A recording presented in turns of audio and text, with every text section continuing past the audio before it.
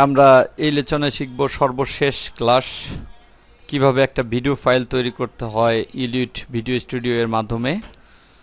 আমরা এখানে একটা প্রজেক্ট দেখতে পাচ্ছি, টাইমলাইনে একটা প্রজেক্ট সাজানো আছে, টাইটেল, তারপরে ভিডিও ক্লিপ, ওভারলে, অডিও সবকিছু দিয়ে একটা প্রজেক্ট সাজানো আছে। এটাকে আমরা এখন ভিডিও ফাইল তৈরি করব।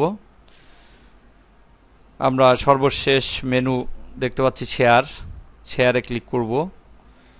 এখানে ক্রিয়েট ভিডিও ফাইল এই অপশনে ক্লিক করতে হবে।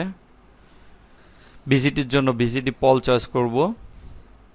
এখানে ক্লিক করে ডিভিডি, ভিসিডি, এসভিজিডি, এমপিজি এখানে ক্লিক করতে হবে। তারপরে পল ভিসিডিতে ক্লিক করতে হবে।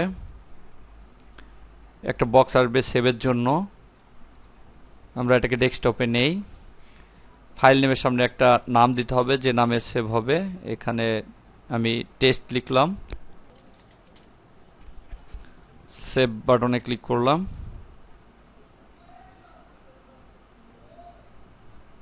এভাবে 100% পর্যন্ত হলে আমাদের ভিডিও তৈরি হয়ে যাবে। এবার আমরা ডেস্কটপে গিয়ে দেখি টেস্ট নামে একটা ভিডিও তৈরি হয়ে গিয়েছে। এভাবে সর্বশেষে ভিডিও ফাইল তৈরি করতে হয়।